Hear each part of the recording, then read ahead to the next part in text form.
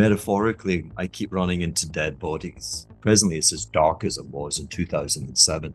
I see profound, catastrophic policy decision making by the authorities. I'm so fearful of what lies ahead. Hugh Hendry, CIO of Asset Capitalism and the founder of Eclectica Asset Management, which was a global macro hedge fund that you ran from 2002 until 2017 that was pretty much uncorrelated to basically everything in the financial universe. It is so great to welcome you back on the show. Great to see you again. And Hugh, I got to say, you were a real hit last time. Oh, Julia, I think we've got chemistry. Let's make sweet music. I think we do too, because I felt like, I don't know, maybe last interview got a little vulnerable at times, but I really liked that. And I didn't expect that per se, but I really enjoyed the conversation and just learning more about you, things that I didn't know. And it was also our first time talking at the time. So let's kick things off this time with the markets and the economy. We'll go ahead and start there with the big picture. What is kind of your assessment of the macro picture today and also markets? The business of prognostication is a dismal and a miserable endeavor. And metaphorically, I keep running into dead bodies. My life that's why I need to live in beautiful sunny climates here in St. Bart's, because my imagination is dark. It's not always dark. Presently, it's as dark as it was in 2007. I see profound, catastrophic policy decision making by the authorities. There was an incredible speech by one of the departing members of the interest rate setting committee of the Bank of England. And she spoke at the weekend and she said, hey, listen, if we can actually assimilate a model which has, like artificial intelligence is smarter than we are. Okay. And so the model in real time knows that in the midst of the pandemic, that there's an antibody and it works. And that within 6 to 9 months, where the economy is going to be, grasping escape speed velocity, demand's going to be returning. And the model knows that Russia's going to invade Ukraine. And the model knows, and indeed everyone should know, that the UK, amongst all the European sovereign nations, is the most dependent on natural gas as the energy stock for heating and for power. Okay. And the model knows that energy prices are going to go ballistic. Okay. So with all of that knowledge, the MPC, because the big complaint about the Fed and the other central banks is that they were too early in hiking rates. Okay. So, but the model would never have made that mistake. And so the first quarter of 2022, UK rates would have been jacked up to 7%. Okay. I mean, they're presently 5%. They'd have gone early with all of that foresight. We would have the model would have automatically hiked to 7%. Okay, and what is so revealing is that would not have changed the profile of inflation. We'd have ended up with the same headline inflation figures, these very high figures. Okay, the only difference is that we would now be looking towards the end of this year with the UK economy slipping into like being a recession of 3 to 5% contraction in the economy. Yeah. But you would not have changed the profile of inflation. It was a shock that monetary policy had no answer. It was a transitory shock that monetary policy has no answer to. In the UK, and why the 2007 metaphor seems so appropriate is 80% of the mortgage stock is on fixed rate. And 15 years ago, a fixed rate was called a teaser, right? So everyone had a mortgage and they spent large with rates at 2%. Yeah. And every quarter now, 25% of that stock is resetting into the world of 6-7%. I'm so fearful of what lies ahead. Fearful. Let's elaborate. I want to hear more on that because when you say you're fearful, my ears automatically prick up. I want to hear more. Well, I mean, it's not just me that's fearful, because if we look at the US Regional Bank Index, what is it, the KRE or Yeah, KRX? I think it, yeah. something like that. It's either, I think it's KR. It's W? Or, I don't know. I'll look it up, but I think Yeah. But anyway, it's lost 2/3 of its value from the high. And it's not rallying. When the perils of short selling is that you get these vicious counter trend rallies, because everyone knows that the banks are in a bad situation. We've had 3-4 casualties already, but typically, because I went through 2007, 2008, and believe me, people, we live in a world of absurdity. Strange, crazy things always happen. I remind the younger folk that Wells Fargo, it's a big US bank, Wells Fargo made an all-time high 2 weeks before the bankruptcy of Lehman Brothers. Right. So when people tell me, "Oh, look at the market, why can you be so pessimistic?" Because I lived through the insanity of 2007, 2008. So, yeah, we've got the dream, we've got the hope. I have it. I've got the great optimistic juice for what AI might do. But between then and now, I think we're looking at an almighty economic global contraction. I think it's already here in Europe. I think it's being felt already in China in the last shoot. And I think it's definitely being felt by all the small entrepreneurs that reach out to me from America. And I think the official data, which is always revised, when it's revised in 9 or 18 months' time, I think it will show that the US was already in recession as we speak. Yeah.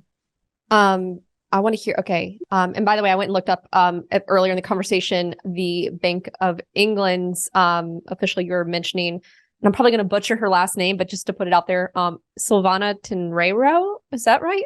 Yeah, that's the one. That's the lady. And for anyone that guffaws and says, "Oh, she was born in Argentina," and that means she's seen the ravages of bad policy, and she educated herself and dedicated herself to, the public cause to try and make sure that those policy errors would not be perpetuated. She finds herself teaching at the London School of Economics. Got it. Just wanted to put it on the docket since you did mention earlier, but delving more into this, when folks say, "Hugh, how can you be so pessimistic?" Like, I guess when you look at the markets, and this is where it's a little perplexing to me. I sit here in the US and I've brought this up with guests too. Why is there such a disconnect between the markets and the economy with so many folks expecting a recession? Why do you think that is? Okay, well, my point is, who cares?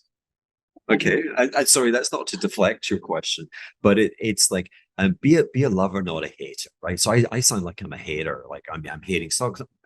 I don't, I organize my affairs, and I'd encourage people to follow not my lead, but to give it consideration. So I think in terms of quadratic expressions, or like investing in 4 global macro spaces, if you will. And so I'm always represented. So today I would have equities, and I would have, you have to own pulsating, strong uptrends. Okay, so you have to own, Meta. You have to own, Alphabet. You have to own Microsoft. You have to own Apple, Nvidia, Applied Micro Devices. I got no issue with that. But I've only got 20% of my fund.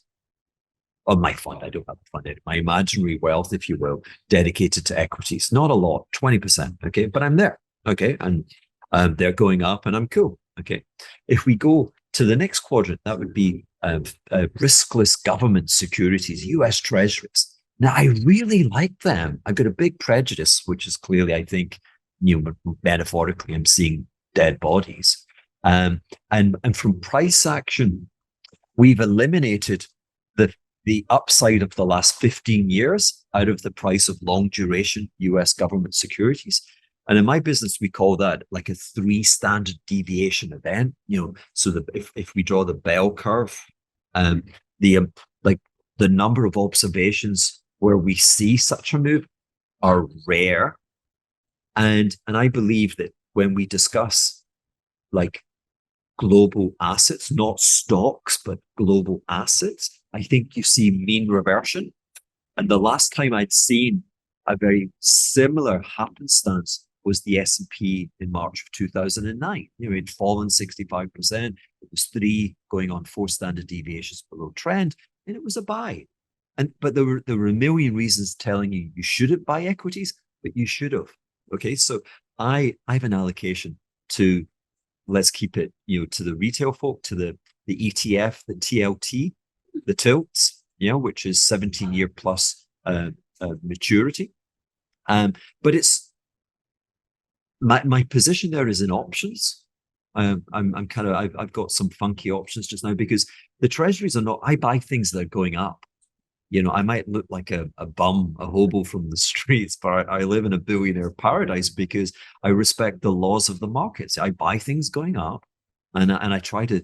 I don't own things which are going down. Now the treasuries are going sideways, and I take some confidence from that, because if you imagine for the last 8 months, all of the hysteria about inflation and higher rates, and prices have stabilized. So anyway, I've got a significant option position, and that's asymmetric. If I lose it, I lose it. All right, okay. And then if we come into the world, and it's a very large quadrant, which is alternatives. So that would be the domain of gold.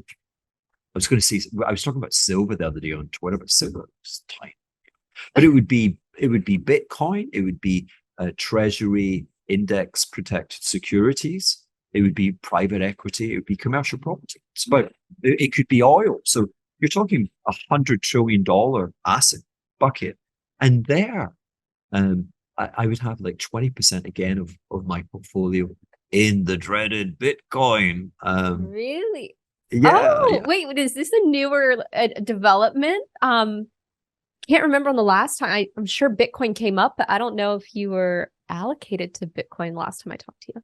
No, I don't. Probably not. Well, first of all, remember Bitcoin was sliding; it was on the slide. Oh, that's so true. Yeah. Okay.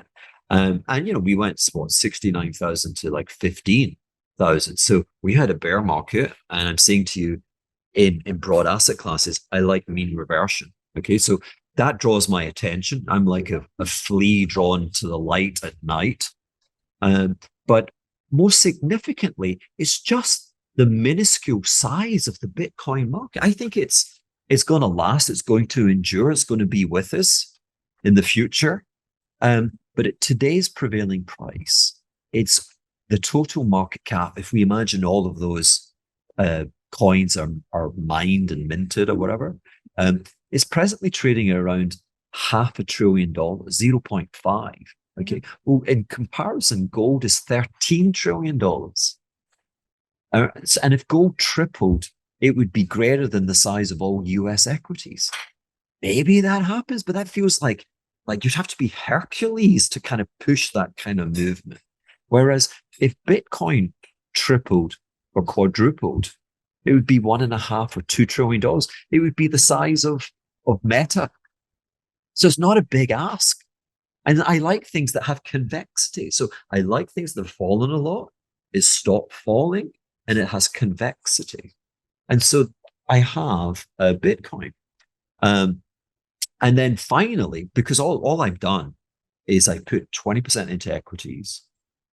I bought options on treasuries. I got 20% in Bitcoin, which is to say I got a ton of cash, and I'm sitting in dollar bill. I'm sitting in dollar cash, and I get 5%. Yeah. So you're sitting with a bunch of cash too. And kind of going back to what you were saying earlier about this kind of almighty economic global contraction, said it's already happening in Europe, it's happening in China. And as you mentioned, you're hearing from small businesses, entrepreneurs here in the US, what they're feeling that hasn't been reflected in the official data. So can we hear more on the thesis there? Because I imagine too, there's going to eventually be an opportunity or a buying opportunity once we see this kind of contraction. Can we explore that thesis a bit more? Oh, for sure. So, like, the cash is rewarding 5% rates, and I'm wait to your point. I'm waiting. If the S&P were to fall 35% from its all-time highs, I'd be a buyer, and I'd have the facility to buy. Yeah, I'd have the cash. If the TLTs, if they start to trend positively, and so if you look at a chart of TLT, it's presently around 101, 102. If it was to break 110, again, I would deploy my cash and I would buy lots more, like Delta, buy a lot of government bonds. Now, in terms of the here and now, um, you know, every macro manager sees the same data, um, you know, and is gaslit. And we look at ISM, we look at all of the indicators which are going on both in the manufacturing and service uh, uh, sectors, and they're all typically trading below 50. People are concerned. And then the other thing is there is a remarkably high correlation between producer prices and ultimately consumer prices. I mean, so high, really high. Okay. And if you look at where producer prices have trended to, they've trended to like well below 2%. I mean, they're almost into deflation. To my mind, CPI, even the sticky consumer price, is going to follow suit. And so, we get an inflation print, I think, next week. And I think it's going to show that already the Fed is at 2 percentage points real rates, and that's just a level which punishes private endeavor in the United States and globally. To put it another way, with the Fed at 5.25, with debt being 4 times GDP, we're sitting at 20% interest rates. We're at the same levels that Paul Volcker got to, and you don't stay there long. So, that's kind of that's the mental state of my affairs currently. I want to hear more on that too, like punishing more of like the private investment, if you will. I think that's what you said. You're talking about like I just want to hear more on that. Do you think it hurts like entrepreneurship? I just want to hear more. Yeah. So it's my determination that we have been in a depression since 2008. And it's actually been a depression which, although it doesn't receive attention, it has been more devastating on ordinary folk than the depression of the 1930s. If you were to take a per capita GDP, which is to say the average income of the average Joe in America, and index it to 100, beginning in March of 2009, let's say, with the advent of quantitative easing, and you were to compare the progress of that index with a similar index from 1930, when we had the bankruptcy of the US banking system, and you go 15 years forward, one series is now at 180, and that's the 1930s, which is to say per capita GDP has expanded from 100 to 180. The corresponding contemporary series has gone from 100 to 118, right? It's profoundly tough on ordinary families. It's the reason we've got an opiate crisis. It's the reason the politics of America and globally are up in the air, and people are really feeling it, and they're losing hope. But it's being held together because the US reaction to the pandemic differed from the European system. The European system kind of paid money for people to work at home or stay at home to subsidize that. And the US did some of that, but also sent the stimmy checks. And so we had a huge boost in consumption. And so if you were to look at an economic chart of consumption versus the trend prior to the trend prior to the pandemic, the US has recovered to trend. Europe is way below trend and is actually beginning to falter and fall again, which to my mind is no surprise why the French are up in arms and at the barricades and all of that. But the bad news is that the stimmy checks and the surplus balances from that. There was a study by the San Francisco Fed, and they reckon that pretty much is depleted by the end of the year. So, I think we're walking on eggshells presently. I don't think the Fed's going to. I don't think the Fed's going to raise rates again. I think they're going to promise. They're going to talk tough. I don't think they will. I hope they don't. Yeah, walking on eggshells, and it almost sounds like this notion of depression. We brought this up the last time. You pointed out that we are already in what you coined the fourth Great Depression. In 200 years, yeah. Yeah. Do you think is it kind of a silent depression, and then it's like we're starting to see that it's no longer silent? Like what do you? I mean, how would you kind of characterize it? Yeah. Well, I mean, if this recession is as painful as I fear it might prove to be, then I think the elites will be unable to contain that dialogue. But I'm just thinking, I don't think I answered your question very, very well last time, because it's the primacy of the banking sector. We talked about the private sector and entrepreneurs and like creating things, having visions and pushing the economy forward. And that needs risk-taking lending institutions. And the banking sector, the banking sector knows it's in trouble. This thing called an iPhone has fundamentally disrupted banking. Banking for 100 years or so worked on the premise that no one really takes money out of the bank. Like a bank run might be 5% of deposits get yanked. Now we know that it all goes in 24 hours. Mm-hmm. Yeah. And so banks are looking at them at their funding. They're looking at their asset liability and they're thinking, this is not what we signed up for. So they're feeling very fearful. And then secondly, bad things happen when there is when a really well-formed argument goes wrong.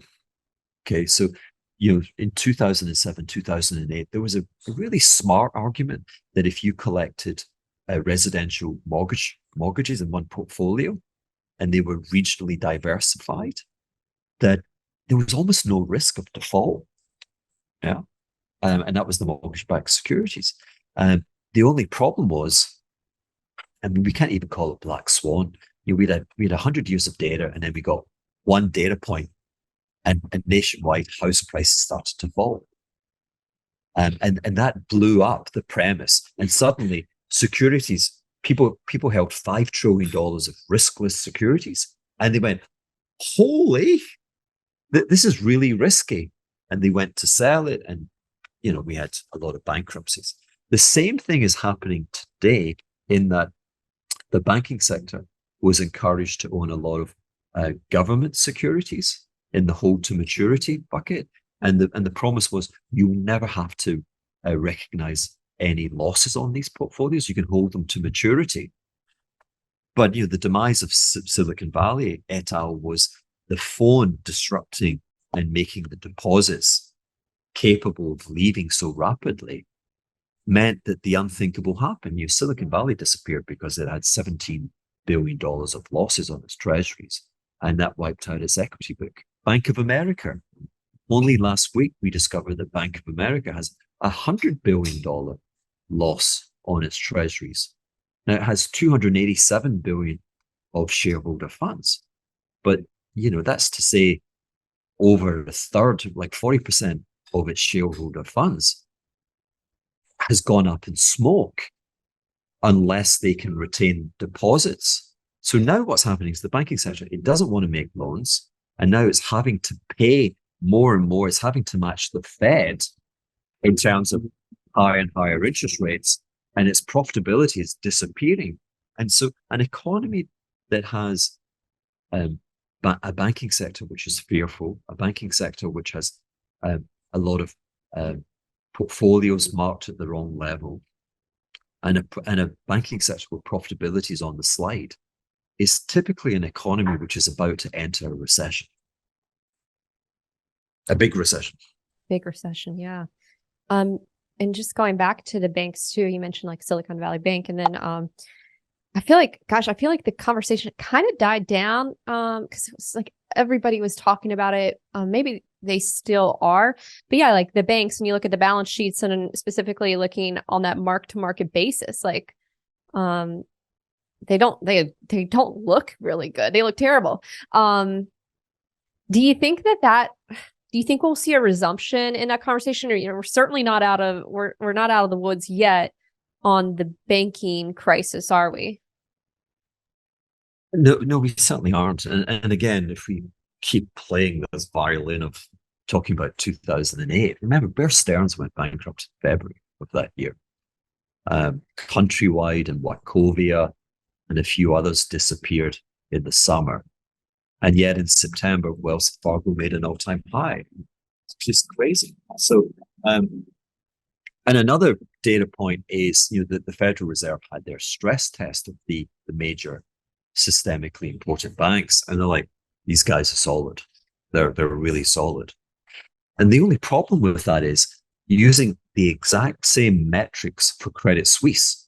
Credit Suisse was really, really solid, except it went poof. Mm-hmm. Okay, so what are they measuring? All the authorities can do is talk. They're traffic cops. There's been an accident on the freeway, and they're like, and people are slowing down and looking, and the traffic cops are like, keep moving. We've got this. Keep moving. Okay, but keep alert. Keep alert. Yeah. Well, going back to policymakers too, because at the top of the conversation, you're just talking about like, we've seen some profound, catastrophic policy making. You were also mentioning the Fed, that you expect that they will stop hiking. Can we hear more of your thoughts on the Federal Reserve? Yeah, I mean, in some respects, the Federal Reserve is a bit player, playing at the edges.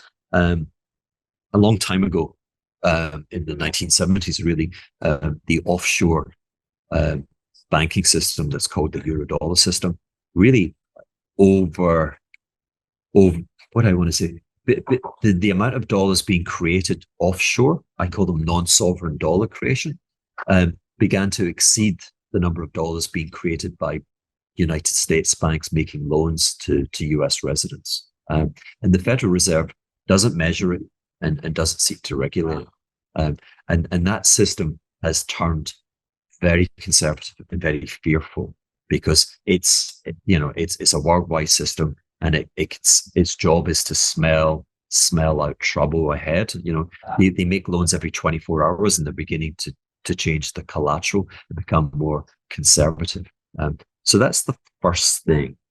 Secondly, in terms of being a bit player, the travails of the US economy are largely a function of the amount of debt that we're carrying. I'm approximating and saying total debt is 4 times GDP. It's probably like 3.6 or something of that nature. In the 1970s, it was 1 times. Now, why is it so high? It's so high because if you want to understand how GDP grows, GDP is a function of population growth, productivity growth, and debt growth. Okay, so population growth, nada. Productivity is perplexing, because again, with the iPhone and AI, and we're getting the tools which are making us smarter and mobile, and that should be productive. But productivity is really determined by private sector investment. Let me give you an example. When oil prices were too high, we hit $150 in the summer of 2008. It encouraged a huge amount of private sector investment. to contain the cost price pressure from high energy. And that gave us, in some respects, the green revolution, green hydrogen, solar panels, Elon, etc. And that's productivity. We're not getting that investment because the world just now, the global trade system is malfunctioning. And what's happening is China and many other countries, Brazil, Germany, et al. They have a glut of manufacturing capacity. They've got too much capacity, and the US, just by default, not by choice, because it's an open, democratic, contract respecting nation, is open, and so it allows savings to be drawn down by consuming the deficit country's problems. And ordinarily, China's currency would appreciate, its citizens would become richer vis-a-vis us, and they'd want to buy goods and services made in America. And so the discrepancies would balance out, and it'd be kind of cool. Instead, China manages its currency, its exchange rate versus the dollar. Over the last 35 years, the currency has weakened versus the US dollar. That's a policy response by Chinese bureaucrats. And so that prevents their citizens becoming richer. And so we live in a world where there's not enough demand. We're missing the demand for making 1.4 billion people moving from peasants to being kind of wealthy, $10,000 per capita GDP income. And in return, so China's not buying goods and services from America. It's buying financial assets. And so we live in a world which is the worst of all worlds, because it's one where you get asset price inflation, and houses and education become too expensive for the ordinary folk. You get wage price disinflation and asset price inflation, which breeds contempt for the system. I'm taking a lot of notes because this is like a fascinating notion. So you get the asset price inflation, houses and education become too expensive, you get the wage price disinflation. And you mentioned like this is kind of like the worst of worlds. Are we like moving into like more of like just a speculative society? Like how would you characterize this? Oh, I mean, we're not moving. The industrious entrepreneurial spirit of the American dream has been replaced by young kids. It's very Marxist. I'm the asset capitalist, not the asset Marxist.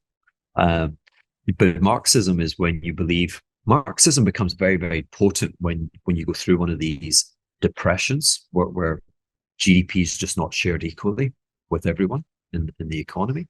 And so young folk today are looking at their lives and saying, I'm just not going to be as wealthy as my parents. I'm not going to be able to afford to live in an apartment in a major city that I would choose to live. It's beyond my means. And let's say you've got a good job, whatever that means,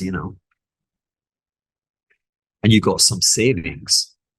What are you going to do? Are you going to buy the S&P? I mean, the expected 10-year return on the S&P just now is, in real terms, zero at best. Jeremy Grantham would tell you it's negative something, but it's zero. Are you going to buy property? I mean, everyone's done the property thing. What's the next 10-year return? No, don't know. And that's why you had the hype and the mania for crypto. I'm making a distinction between crypto and Bitcoin, and all those kind of scuzzy schemes and stuff. And it was breeding on the desire for the young folk. They've got to get rich quick because life is just too damn expensive otherwise. And it leaves them exposed to these unexpected economic reversals. So that, that's not good. How we get around that, I don't know. But I'll tell you how we get around it. So, okay, let's say something positive. Let me be contentious. I think uh, the Biden administration, the Great Inflation Reduction Act, is actually smart. Um, you, I believe that. So this can go two ways. I think the root cause of the problem is that the US runs an open capital account that is willing to allow sovereign nations to accumulate trillions of dollars of risk-free American securities. And I think that has made money dumb and turned the society of America into a speculative rather than an entrepreneurial society. Okay. So you could choose to close the capital account. And what that would mean is you would put a surcharge on, say, China comes in and it wants to buy $1 billion of treasuries. And you say, I'm going to charge you 15%. Okay. You could do that. If you do that, you'd have a very profound economic recession. Asset prices would collapse. And so that no one's rushing to do that. Okay. The other thing you could do is you could say, hey, these guys are going to buy our risk-free securities. We just have to, so we can issue lots of US treasuries. There's no limit on what America can, I mean, there is a limit, but it's far, far away in a universe far. It's like the George Lucas narrative to Star Wars. In a universe far, far away, the US government has, debt issuance problems. It's certainly not today. So the US should be seizing the initiative and running smarter deficits. And so the Inflation Reduction Act, I think, is a sign of a smart deficit in that you subsidize private sector agents to build manufacturing, to invest in America. And the key word there is investment. The more you get the private sector making investments, the more you have a chance of productivity rebounding and becoming the factor which dominates economic growth and not debt. Okay, so we need more of that. I mean, I wish they would eliminate the payroll tax. There are many kind of, but I wish we could change opinion in America and recognize that today fiscal conservatism is a suicide pact. Being fiscally fiscal rectitudinous is a license to just kill the population, to kill the spirit of the population. So you either you close the capital account or you just accept you're going to run big government deficits, which are largely going to be eliminating taxes on employment, and they're going to be subsidizing investment in America. And you're going to run very low interest rates to sustain, the policy. That's what I would do if I was a policymaker. There's one thing to come on and, if you will, bitch talk about, the authorities and talk about cataclysms. There's another thing to try and constructively develop a dialogue that says we can do this better. We can change this for the better. My great dissatisfaction is that the recession that I see is going to be of a similar magnitude to 2008, 2009. But at the end, it's not going to resolve anything. We're still going to be left with the same broken model. Yeah. Can I ask a follow-on to that? Because if you foresee the recession being of a similar magnitude to 2008 to 2009, and look, I'm not the expert.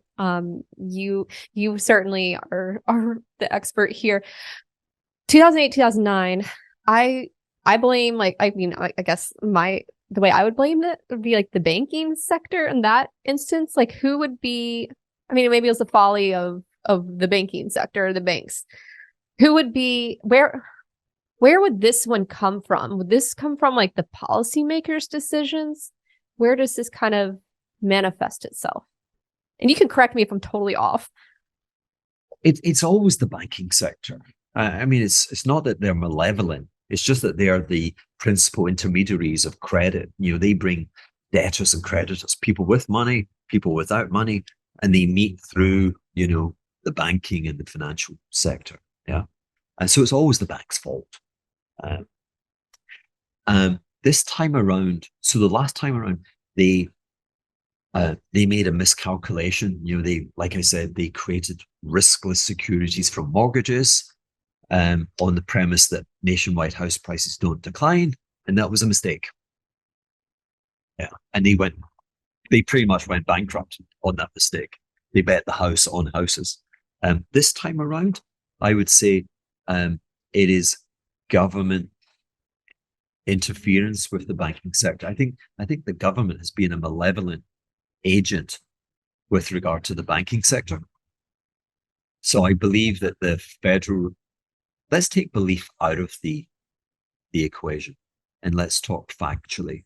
The Federal Reserve raised interest rates in 12 months at a magnitude and velocity that they have never done in the history of the Federal Reserve. Okay. And there's a reason why they're always cautious in raising interest rates, because it destabilizes banks. It takes you 18 months for a bank to reset the rates that it charges for mortgages and for loans to industrial companies et al. Okay. And so you need time. If the banks were just to follow the Federal Reserve, they would go bankrupt. Their profits would go to zero. They would lose money. Yeah. And so the Federal Reserve respects that, until actually the problem was the Fed felt embarrassed. J.J. Powell was on primetime TV in 2020 saying, what was he saying? He was saying, hey, folks, we got your back. We're printing money, which was a fib. I don't know why he said it, but he said it. And then suddenly we had price inflation. And so, the politicians were on his back, and the credibility of the institution was under attack. And so they had to respond really very quickly to save its reputation. But in saving its reputation, could it be that in attempting to salvage the Federal Reserve's reputation, they had to sacrifice the banking sector, and with the banking sector, they had to accept the most hideous economic decline that we're going to witness over the next 18 months? That's a question. I don't have the answer to that. Yeah, that's the question. This is more of a curiosity too, because you mentioned Fed Chair Jerome Powell's remarks on television around money printing, and I believe in our last conversation, you called him out. That was a lie, because the Federal Reserve itself cannot go and print money. You also told me at the time that only 5 people in the world actually understood that he was not being forthright. I guess there are 5 people that understand how this works. Who are those 5 people? Now, Julie, you know I love you, but I know, but I'm not going to tell you. So let me say that. I mean, I speak in allegory and metaphorically, but with complete transparency, I have attempted to count with one hand and with 5 fingers the number of people that I respect. I mean, I read a lot, and the people that they go, I read it and I go, wow, well, that's why I want to know. I want to know who they are. No, but I feel that I have to respect their anonymity. Okay, I can guess one of them, because I think one of them has been on the show. I'm sure. Okay. Well, maybe we can cut it out if I'm wrong. Go for it. Is Jeff Snyder one of them? Yeah, no, I think I did a show on my podcast with I call Jeff Jesus. I mean, he kind of looks like Jesus. Yeah. I mean, he's metamorphosized. If he's like me, I mean, what is it with the people long hair, guys? The people who get it, I mean, I got my tank. I get if you want to keep them, and I was just kind of curious. I'm like, gosh, I want to know who they are so I can invite them on the show. But well, I'll give you some tips offline. But no, Jeff has an unorthodox background, which I think is, to his credit, gives him legitimacy. And Jeff has spent more time and consideration thinking about the Eurodollar system, which is bigger than the Federal Reserve system. Yeah.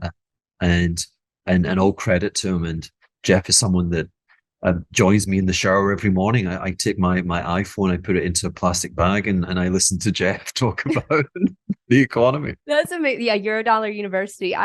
Episode 67 for the folks who haven't checked that one out, and obviously he has a great podcast, as do you. Okay, then to that point, okay, so you like to, part of your process, you put the phone in the bag in the shower, listen. I like the way you can get more content. I just put the AirPods in and hope I don't mess it up with the water. So far, so good. I want to hear about the content consumption for you, because also last time we talked, you were sharing with me like you had this investment process of like playing music, looking at charts. Can we kind of go into your world of like how you consume content or come up with ideas? Can we hear more on that? And like, what kind of music do you listen to when you're doing that? Oh gosh. Well, you know, my hedge fund was called Eclectica, and my music is eclectic. And so my take on that is that we're constantly REM processing. You know, we're most aware of it because we're sleeping, but it's happening 24/7. And I find that music or reading, just reading anything, um, there'll be sections where you hear something and suddenly you've solved the riddle. So music is very, very important in solving the riddle. Presently, I'm loving PJ Harvey, who is like this English rock lady, amazing. I'm also loving this Irish band, the Fontaines, and I posted something on Twitter yesterday, which they did a festival, and a kid he's got a big sign, and it says, "I can play guitar," and they, you know, it's a fairy tale. The kid gets on stage, okay, and there's 50,000 people, okay, but no one knows, you know, can the kid play? Okay. And he gets strapped up, and it's 1, 2, 3. And the kid is dope. He's insane. So I really encourage you. DC Fontaines, they were playing at the Reading Festival, you know, crowd member comes on stage. Our life is so grey. And when I look to the future, I see in the short term unpleasant things. And so it's nice to reflect on, you know, like that good things do happen, can happen, will happen in our life. So that's music. In terms of process or whatever, Twitter. Wow, who knew? And we've got to encourage, sadly, the younger folk, they're not reaching for it. Elon's got to sort that out. I'm sure he will. But I create lists. So there's just so many, like my 5 people are out there on yeah, and they're on Twitter, and they write occasionally, whatever. And so I used to begin my day reading the Financial Times, the digital section. Uh, that was the first thing I would do. And then I thought, what am I doing? You know, the first thing I do is I got these lists. They're anonymous. No one, I can't really follow anyone because you get so many imposters and all that. I get my private list, and each morning I wake up, and some of the brightest people on the planet have written to me, and they've shared wisdom, written to me and to everyone else on Twitter, and shared wisdom, and that it's very thoughtful. And then I look at charts. So having an idea, the immediate thing is I've got to look at the chart representation. Ideas need the legitimacy of trend. And so when I get an amazing idea and I can find trend, I'm like, hallelujah, God is great. If he's, I mean, if there is such a construct, but you know, he's great. She's great, you know. Yeah, I love that. Gosh, I wish you guys were on Twitter when I was first getting on Twitter back in, what was it, 2010? But it just feels like in more recent years, so many incredibly smart folks, hedge fund managers and the alike as well, who are also on Twitter sharing their ideas. It's just been awesome. And I love following you, Hugh. I've enjoyed having you on. I always enjoy having you on. You are such a delight to interview. So I want to give you a few minutes if you want to share some parting thoughts, things that we didn't bring up in this conversation. Let folks know where they can find more of your work, listen to your show, watch your show, follow you on social media. Please take a few moments to do so. Well, Julia, that's very, very kind. So Twitter would be the main platform, Hendry_Hugh. I'm doing a podcast. That's the Acid Capitalist Show. It's on YouTube and audio platforms.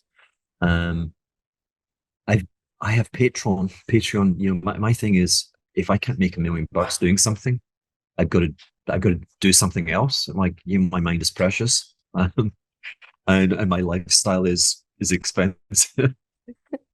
And so yeah, so it is. But there are tiers in that system, and I sit down with folk, and they get 40 minutes just like one-on-one and mentoring and the like. So there's that. I'm doing a conference. You should come, Julia. You're I invited. know, Be I a guest. saw that. It looks so Yeah. fun. August 20th. Oh, hey, listen, I'll find you a room at one of the houses, August 21 in St. Bart's. And I've got some of the five might be there, teaser. That's what I saw on the program that you Yeah. mentioned the five who know. So I was thinking maybe we'd find out who they are. Yeah, at least one of them. I don't, I'm waiting to officially announce it. But beautiful houses, beautiful island, beautiful minds. It's going to be fun. Yeah, indeed. Well, you are so kind and generous. I appreciate you so much coming on the show. As always, Hugh Hendry, CIO of Acid Capitalism and also host of the incredible podcast, The Acid Capitalist. Thank you so much for coming on. Great to see you as always, Hugh. Oh, absolute delight. Thank you, Julia.